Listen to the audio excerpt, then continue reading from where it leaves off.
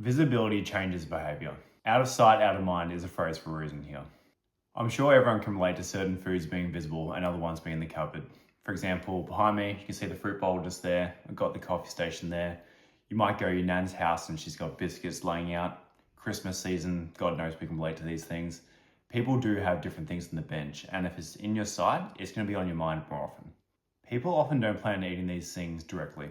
They might feel like they're just constantly walking past it, might just want to do a little graze, and it just ties to it being right in front of you.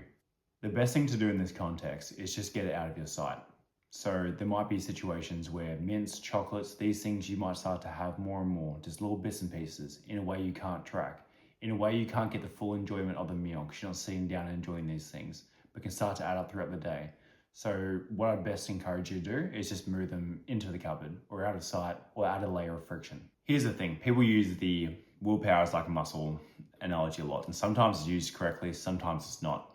But the context that applies to some of these food choices is you might have 20 no's in you before you say yes. So enter scenario one.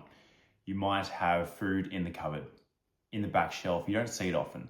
So suddenly, how many times it take you to go through those 20 no's before that one yes would be potentially months, versus the context of something that's right next to your desk, you're seeing all the time, particularly when you're stressed or hanging around having a coffee.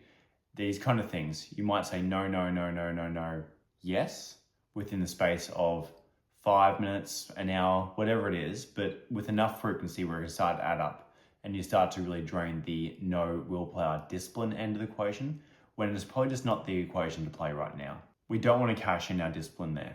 Let's use friction instead.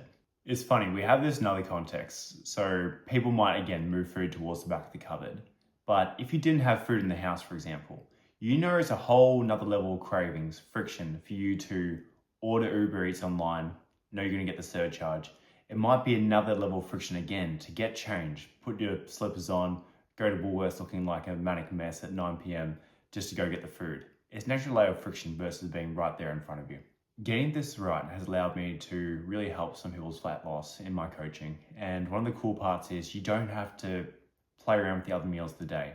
Often they're not the problem. Often this little mindless snacking thing is, or the foods that are just in front of you.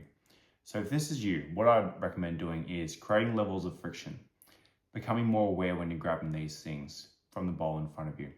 That one choice can mean you don't have to use much willpower. Make it easy for yourself. Do this and you make good choices easier.